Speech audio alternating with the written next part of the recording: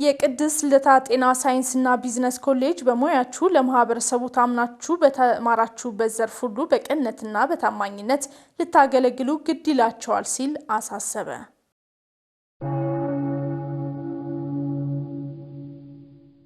በአንዳንድ ወጣቶች ዘንድ የሚስተዋለው ትዳር ጠል የሆነ ዝንባሌ በክርስቲያናዊ ቤተሰብ ላይ አሉታዊ ተጽዕኖ እንዳለው ተጠቆመ።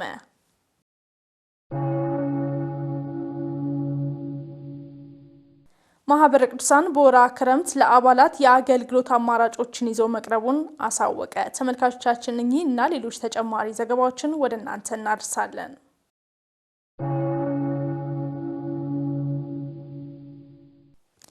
ሰላም የእግዚአብሔር ቤተሰቦች፣ ከማህበረ ቅዱሳን ቴሌቪዥን የዕለቱን አብይ ዜና ይዘንላችሁ ቀርበናል። ከዜናዎቹ ጋር አብራችሁ ቆይታ ማድርገው ኤልሳይ ነኝ። ከዜናዎቹ ጋር አብራችሁን ትሆኑ ዘንድ በአክብሮት ጋበዝን። የቅድስት ልደታ ጤና ሳይንስና ቢዝነስ ኮሌጅ በሙያችሁ ለማህበረሰቡ ታምናችሁ በተማራችሁበት ዘርፍ ሁሉ በቅንነትና በታማኝነት ልታገለግሉ ግድ ይላቸዋል ሲል አሳሰበ። ጤና ሳይንስና ቢዝነስ ኮሌጁ ትላንት ሐምሌ 11 ቀን 2018 ዓ.ም በተለያዩ ዘርፎች ያሰለጠናቸውን ከ800 በላይ ተመራቂዎችን አስመርቋል። ተመስገን ፈቃዱ የምረቃ ስነ ስርዓቱን ተከታትሏል።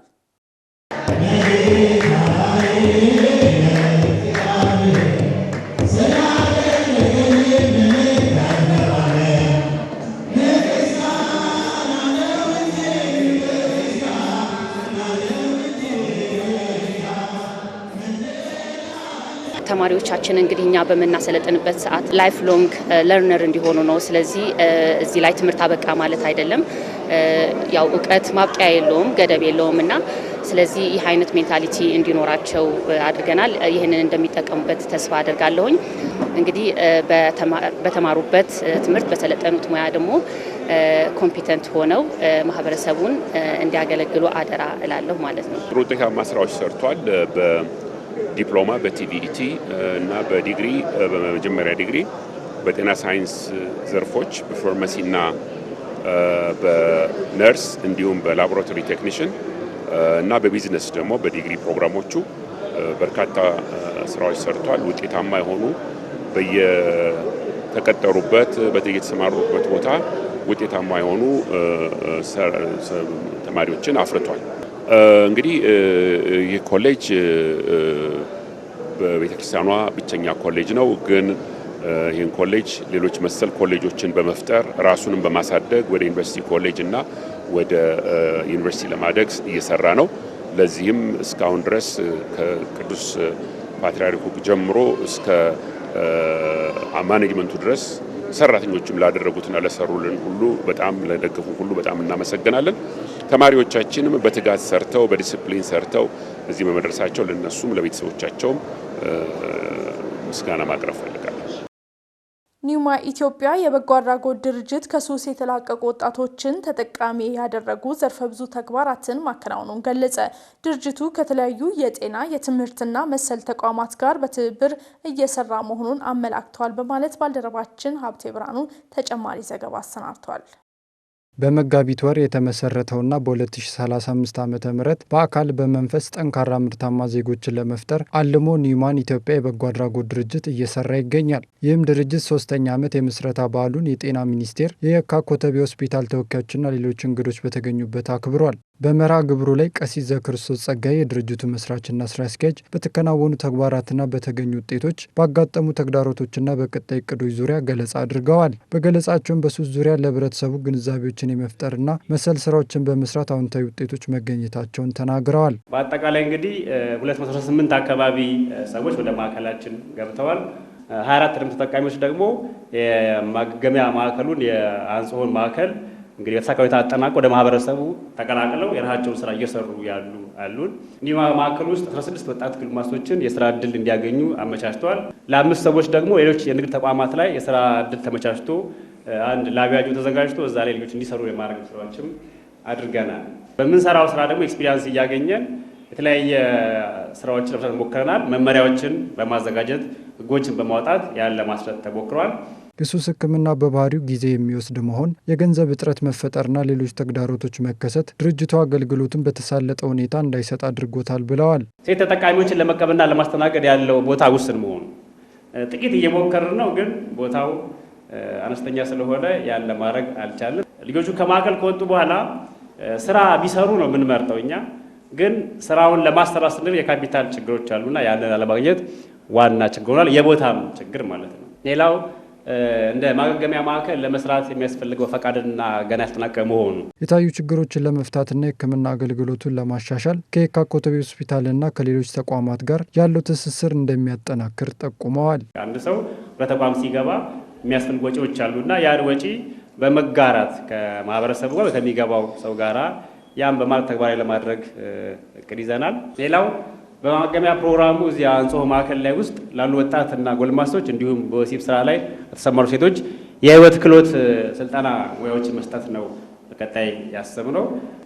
ከሚመለከታቸው ባለድርሻ አካላት ጋር በመቀናጀት የተሞክሮ ልውውጥ ሊኖር ማመቻቸት፣ እኛም ወደ ማዕከላት ሄደው ማዕከላትም ወደ እኛ ጋር መጥተው ልምድ ልውውጥ ማድረግ።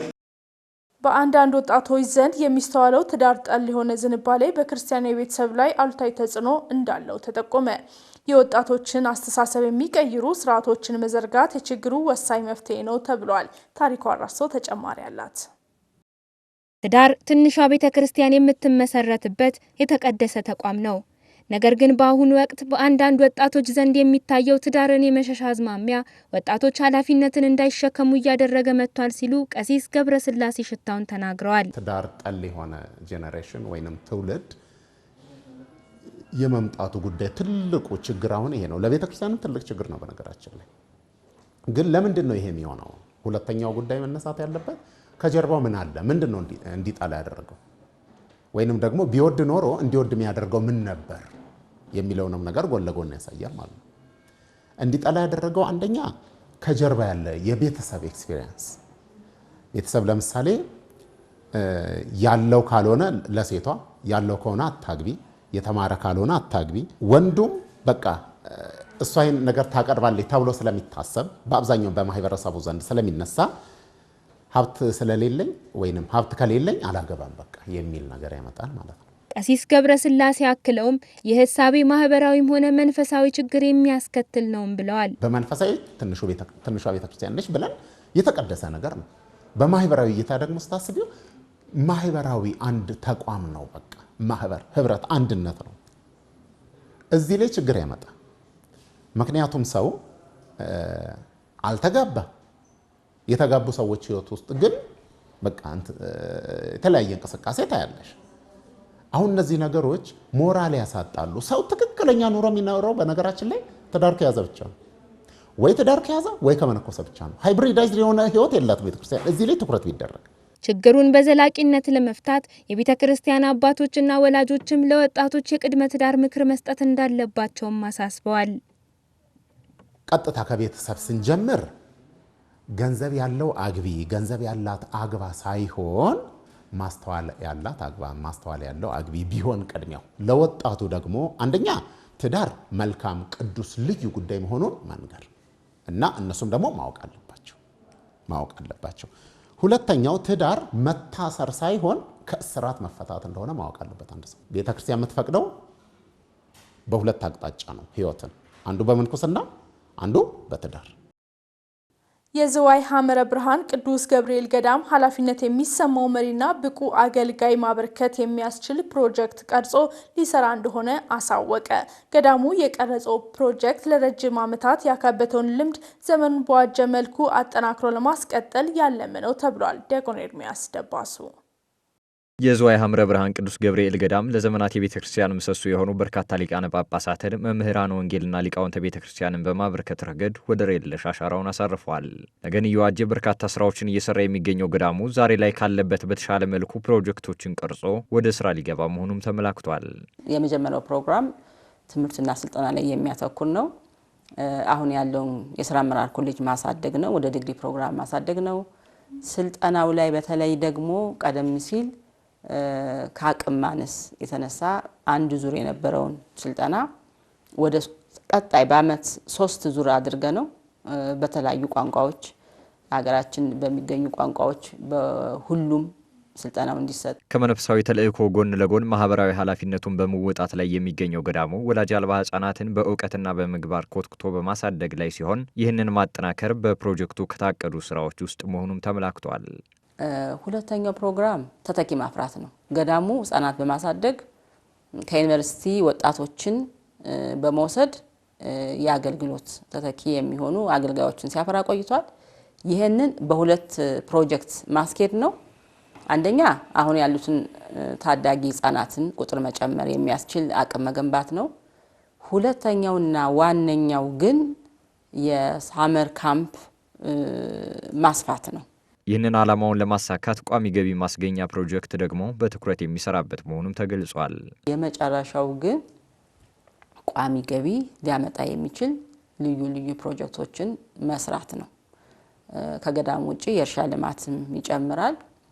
ግን በዋናነት የመጀመሪያው የዚህ ፕሮጀክት አካል የሚሆነው በአዲስ አበባ ለገዳሙ ገቢ የሚያስገኝ ሁለገብ ህንጻ መገንባት ይሆናል። ይህ ፕሮጀክት ሲጠናቀቅ የቤተ ክርስቲያንን ዓለም አቀፍ ተደራሽነት እንደሚያሰፋም ተመላክቷል። ስለዚህ ዝዋይ ገዳምን መደገፍ ማለት ይሄ ፕሮጀክት እንዲሳካ መስራት ማለት የኢትዮጵያ ኦርቶዶክስ ተዋሕዶ ቤተክርስቲያን አገልግሎት እንዲሳካላት መስራት ማለት ነው። በየጊዜው ጃንጥላ ተዘቅዝቆ ታቦት ቆሞ እየተለመነ ይሄን አገልግሎት ማሳካት አይቻልም።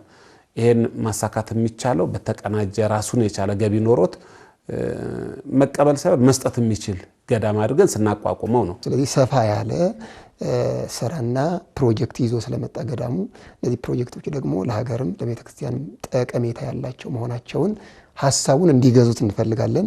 እንደገና ደግሞ ተቀናጅተን በአንድ ቋት ሆነን እንደ አንድ ቃል ተናጋሪ እንደ አንድ ልብ መካሪ ይላሉ አባቶች በዛ መንገድ ሆነን በጋራ ሆነን ልንሰለፍ ይገባልና ሁላችንም ባለድርሻ አካላት ነን ለማለት ነው። ትውልድ ላይ የሚሰሩ ተቋማት ለሀገርና ለቤተ ክርስቲያን የሚበጅ መልካም ዜጋን በመቅረጽ ረገድ ያላቸው ሚና ወሳኝ መሆኑ ተገለጸ። ወላጆች፣ መንግስትና ቤተ ክርስቲያንም ለተቋማቱ መስፋፋት የበኩላቸውን ኃላፊነት እንዲወጡ ጥሪ ቀርቧል። ተመስገን ፈቃዱ በጉዳዩ ላይ ተጨማሪ ዘገባ አለው። ለሀገርና ለቤተ ክርስቲያን መልካም ዜጋን በመቅረጽ እሴትን ጠብቆ በማቆየትና ብቁና ኃላፊነት የሚሰማቸው ሰዎች ከሚፈሩባቸው ተቋማት አንዱ በቤተ ክርስቲያን ስር ያሉ ትምህርት ቤቶች ቀዳሚዎቹ ናቸው። በግልም ሆነ በጋራ የሚቋቋሙ መሰል ተቋማት ለትውልድ የሚሰጡት ፋይዳ ወሳኝ መሆናቸውንም የፋኖስ ቅድመ አንደኛ ደረጃ ትምህርት ቤት የቦርድ አባላት ይናገራሉ። ከዚህ ተቋም እንግዲህ በጣም ብዙ ነገር ማህበረሰቡም ያተርፋል፣ ሀገሪቷም ታተርፋለች፣ መንግስትም ያተርፋል ብለን እናስባለን። በመጀመሪያው ማህበረሰቡ የሚያተርፈው ልጆቹ በጥሩ ስነ ምግባር በታነጸበት ልጆቻቸው ይቀረጻሉ። ቅድስት ቤተክርስቲያንን በጣም የሚወድ ለሀገሩ ታማኝ የሆነ ዜጋ የሚፈራበት ነው። ይሄንን ሁሉም ሰው ነው የሚጠቀመው፣ ግለሰብም፣ ቤተክርስቲያንም፣ ማህበረሰብም፣ ወላጅም መንግስትም ጭምር ማለት ነው።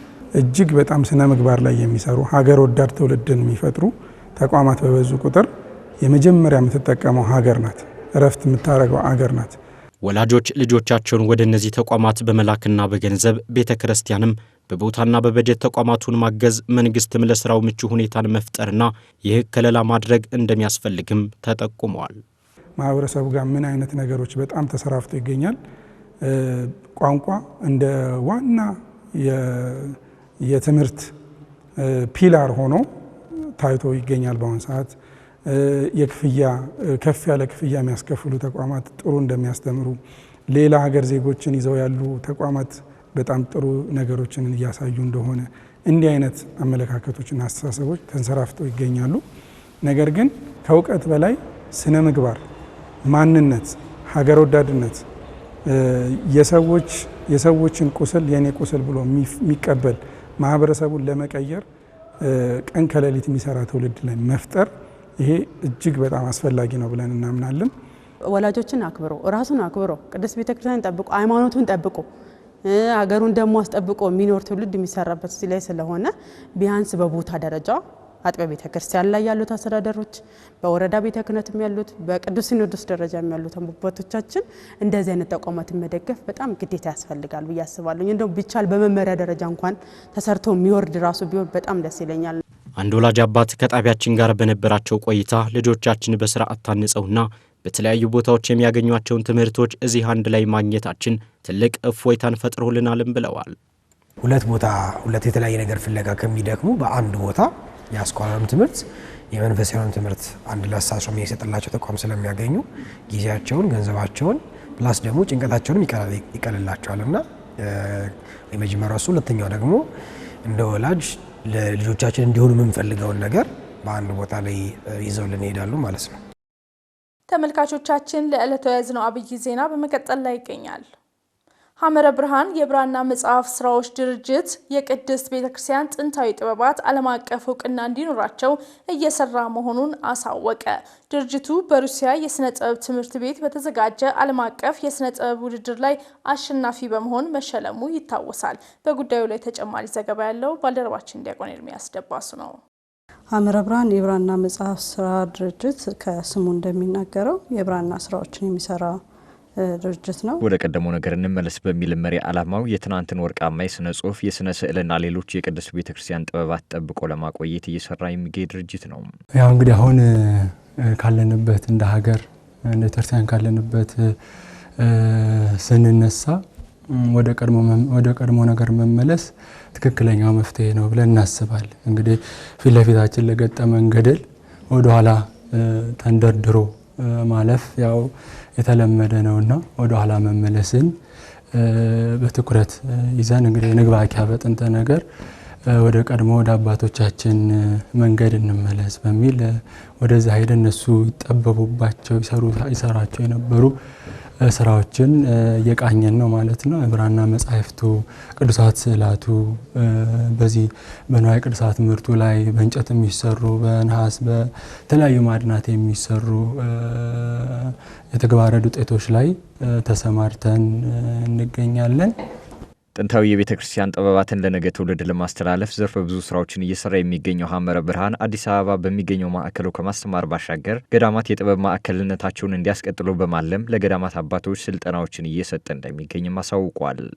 ይህንኑ ጥበብ ወደ ትውልዱ ማስተጋባት ያስፈልጋልና የተለያዩ አይነት የትምህርት ስልጠና መርሃ ግብሮችን እያዘጋጀን አንድም ከ7 ዓመት ጀምሮ ላለው ህፃናት ሌላው ደግሞ ይሄኛውን እዚህ በመንሰራው ስራ ብቻ እንደ ቤተክርስቲያን ያሉብንን ክፍተቶች መሸፈን አንችልም ማሻገርም አንችልምና ብዙውን ይሄ አሁን በተለያዩ ገዳማትና አብያተ ጉባኤያት ይሄን የተግባረ ስራ በደንብ እንዲይዙትና እንዲያውቁት እንዲያስተምሩትና እንዲያስተጋቡት ለማድረግ ለገዳማት ለአብያተ ጉባኤያት ስልጠና በመስጠት ላይ ይገኛል። በሩሲያ የስነ ጥበብ ትምህርት ቤት በተዘጋጀው ዓለም አቀፍ የስነ ጥበብ ውድድር ላይ አሸናፊ በመሆን ሽልማትን ያገኘው ሐመረ ብርሃን የቅድስት ቤተክርስቲያን ጥንታዊ ጥበባት ዓለም አቀፍ እውቅና እንዲኖራቸው እየሰራ እንደሚገኝም ተገልጿል።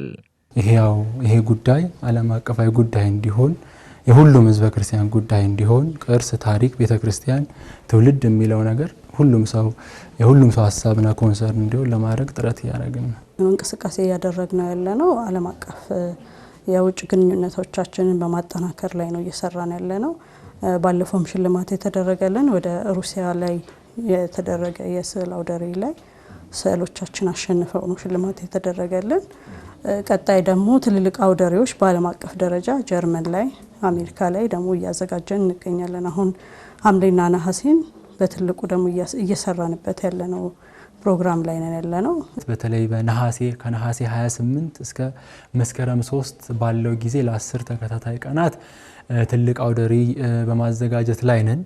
ማህበረ ቅዱሳን በወርሃ ክረምት ለአባላት የአገልግሎት አማራጮችን ይዘው መቅረቡን አስታወቀ። ይህ የአገልግሎት በር አባላት በያሉበት ሆነው እንዲያገለግሉ የሚያስችል እንደሆነ ተጠቁሟል ስትል ባልደረባችን ታሪኩ አራርሶ ተጨማሪ ዘገባ አሰናድታለች። ማህበረ ቅዱሳን ከተመሰረተበት ጊዜ ጀምሮ የተለያዩ አገልግሎቶችን ሲያከናውን ቆይቷል። ይህ መጠነ ሰፊ አገልግሎት አሁንም በዘመነ ክረምት አባላቱ በያሉበት ሆነው የሚሳተፉበትና ቦታ ሳይገድባቸው የሚያገለግሉበት እንዲሆን በአገልግሎት በር በኩል እየሰራ መሆኑን በማህበረ ቅዱሳን የአባላት መረጃ ትንተናና ከፍተኛ ባለሙያ የሆኑት ወይዘሪት መሰረት አመንቴ ተናገሩ። ዘመነ ክረምትን ተጠቅመን የአርሳን አገልግሎት ያልተሰሩ ስራዎችን ለቀጣይ ደግሞ የሚታቀዱ እቅዶችን ጭምር ስላሉ አባላት ወደዚህ አገልግሎት መጥተው በእቅዱ እንዲሳተፉ ያሉ ስራዎችንም ደግሞ ወስደው እንዲሰሩ ከማድረግ አንጻር ነው እንጂ አገልግሎቱ ሁሌ አለ። የአርሳን አገልግሎት ቀጣይነት ያለው በፊትም የነበረ ነገም የሚኖር ስለሆነ ልዩ የሚያደርገው ዘመነ ክረምቱ ነው እንጂ አገልግሎቱ አይደለም። አገልግሎቱ የነበረው ነው። ሰውን ስለሚያርፍ መጥቶ አገልግሎቱን ወስደው እንዲያገለግል ባሉበትም ቦታ ደግሞ ሆኖ ስራዎችን ወስደው ሰርተው ለኛ የሚያመጡበት መንገድ ነው። ይህ የአገልግሎት በር ለአባላት ጥሩ እድል የከፈተ በመሆኑ በየማስተባበሪያው ገብተው ማገልገል እንደሚችሉም ተመላክቷል። ብዙ ማስተባበሪያዎች ነው ያሉን። የሁሉም ማስተባበሪያዎች አገልግሎቶች አሉ። ለምሳሌ የዚህን ክፍል ብንወስደው የአባላት አገልግሎት ማስተባበሪያ የራሱ የሆነ እቅድ አለው። ሌላውን ብንወስደው የትምህርትና ሐዋርያዊ አገልግሎትን ማስተባበሪያ ብንወስደው የራሱ የሆነ እቅድ አለው። የስራ ዝርዝሩ ግን በመናስመረጣቸው ፕላትፎርም ወይም ደግሞ የተዘጋጀላቸው ቅጽ አለ። በዛ ቅጽ አባላት እየተመዘገቡ ነው ያሉት አሁን ማለት ነው። እስካሁን 180 አባላት ተመዝግቧል። ለነሱ የመጀመሪያ ኦሪንቴሽን ተደርጓል። ሁለተኛ ዙር ቀጣይ ሰኞ ለተመዘገቡት ኦሪንቴሽን እንሰጣለን። ይቀጥላል ማለት ነው። ወደዚህ አገልግሎት በር በሚመጡበት ጊዜ በስሜት ብቻ ሳይሆን አገልግሎቱን ተረድተው መሳተፍ እንዳለባቸውም ወይዘሪት መሰረት አመንቴ ያሳስበዋል። ሰው ዝም ብሎ እንዲመዘገብ አንፈልግም። ለአገልግሎት ነው ፕላትፎርም ወይም ደግሞ ይሄ መንገድ የተከፈተው የአገልግሎት በሩ የተከፈተው ለአገልግሎት ከሆነ ድረስ ሰው በደንብ ተረድተው የተቀመጠውን የአገልግሎት ክፍል ወይም ማስተባበሪያ በደንብ ተረድቶ ለይቶ ተመዝግቦ ወደ አገልግሎቱ እንዲመጣ ነው መልእክታችን። አገልግሎቱ ግን ለማንኛውም አውርሳን አባላት አባል ያልሆኑ እንኳን ካሉ አገልግሎቱ አውርሳን አገልግሎት የሚያውቅ አባል ያለ ይመስለኛል። በአገልግሎቱ መጥቶ ተሳትፎ በዚህ አጋጣሚ ደግሞ አውርሳን አባል መሆን የሚፈልጉ አባላት ካሉ አባል መሆን ይችላሉ። ከውጭ ወዳገኘነው ዘገባ ስንሸጋገር የእንግሊዝ ቤተክርስቲያን የካቲት 8 ቀንን ለሊቢያ 21 ሰማዕታት መታሰቢያ አድርጋ ሰየመች። እነዚህና ሌሎች ሳምንታዊ የውጭ መረጃዎችን ባልደረባችን ሀብቴ ብርሃኑ ይቃኛቸዋል። የእንግሊዝ ቤተክርስቲያን ለሊቢያ 21 ሰማዕታት የካቲት 8 የመታሰቢያ ቀን አድርጋ ሰየመች። በ2015 በሊቢያ በእምነታቸው የተገደሉ 20 የግብጽ ኮፕቲክ ክርስቲያኖችና አንድ ጋናዊ ሰማዕትን የሊቢያ 21 ሰማዕታት በማለት ቤተክርስቲያኗ በየዓመቱ ለማሰብ የመታሰቢያ ቀናቸውን ወስናለች። በወጣው መግለጫ እነኚህ ሰማዕታት ክርስትናቸውን ሳይክዱ ኦ ጌታዬ ኢየሱስ በሚል የእምነት ቃል ሕይወታቸውን በመስጠታቸው በሰማዕትነት እንደሚከበሩ ታውቋል። የሰማዕታቱ መታሰቢያ ቀን የካቲት 8 ወይም ፌብሩዋሪ 15 የሚከበር ሲሆን የካንተርበሪ ሊቀ ጳጳስ ሳራ ሙላሊም ምዕመናን በዓለም ዙሪያ ለሚሰደዱና ለሚጨቆኑ ክርስቲያኖች እንዲጸልዩ ጠይቀዋል። መረጃውን ከተዋሕዶ ሚዲያ ማዕከል ፌስቡክ ገጽ ላይ ተመልክተነዋል። ብፁዕ ቅዱስ ማር አግናጦስ ኤፍሬም ዳግማዊ የሶሪያ የመጽሐፍ ቅዱስ ማህበር ልኡካንን ተቀብለው አነጋገሩ። ባሳለፍነው ሳምንት ቅዱስነታቸው የማህበሩ የአስተዳደር ቦርድ ሰብሳቢን አንቱን ሩሚሃንን ጨምሮ የልኡካን ቡድናቸውን በደማስቆ ማነጋገራቸውን ከፌስቡክ ገጻቸው ላይ መረጃውን መመልከት ችለናል። በስብሰባው ላይ የፓትርያርኩ ረዳት የሆኑት ማር ዮሴፍ ባሊና እንዲሁም ጸሐፊያቸው የሆኑት ማር አውጊን አልሁሪ ነማት ተገኝተዋል። ፓትርያርኩ በውይይቱ ላይ ማህበሩ በአገሪቱ ለሚገኙ አብያተ ክርስቲያናት ሁሉ የሚሰጠው አገልግሎት ተጠናክሮ እንዲቀጥልና እንዲሻሻል መመሪያ ሰጥተዋል። በቢክፋያ የአርመን ኦርቶዶክስ ቤተክርስቲያን ፓትርያርክ ከካቶሊክ መንፈሳዊ መሪ ጋር ተወያዩ። የቤተ ክርስቲያኗ ፓትርያርክ ብፁዕ ቅዱስ አቡነ አራም ቀዳማዊ ከአርመናውያን ካቶሊክ ፓትርያርክ ጋር ተነጋግረዋል። በውይይቱም ቅዱስነታቸው ከንጉሥ ራፋኤል ጴጥሮስ 21ኛ ቫቲካን እንዲጎበኙ የቀረበላቸውን የጉብኝት ጥያቄ ተቀብለዋል። በተጨማሪም በሁለቱ አብያተ ክርስቲያናት መካከል ያለውን ትብብር፣ በቅዱስነታቸው የቫቲካን ጉብኝትና በመካከለኛው ምስራቅ ወቅታዊ ሁኔታ ዙሪያ ሀሳቦችን ተለዋውጠዋል።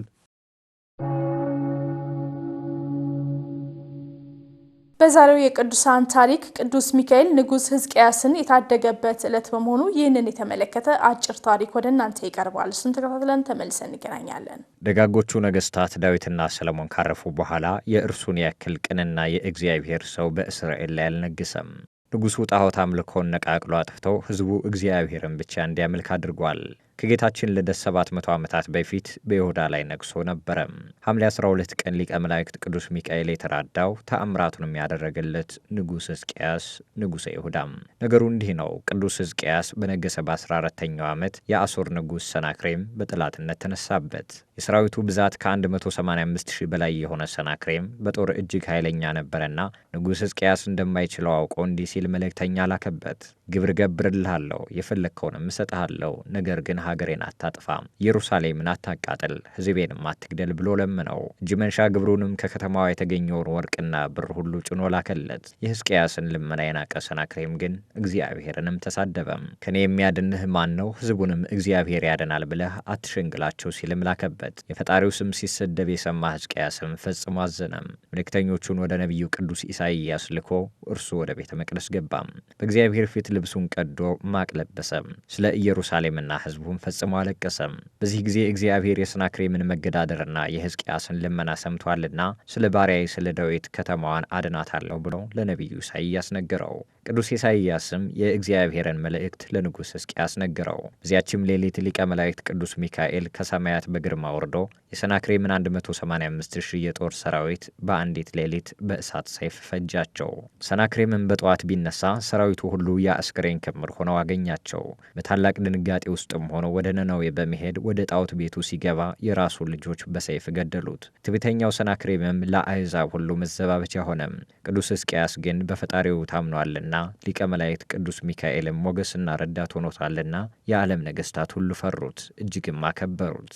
አምላከ ቅዱስ ሚካኤል ከሊቀ መላእክት ቅዱስ ሚካኤል በዚህ ዕለት ከሚታሰቡ ቅዱሳን ሁሉ ምልጃና ጸሎት ያሳትፈን።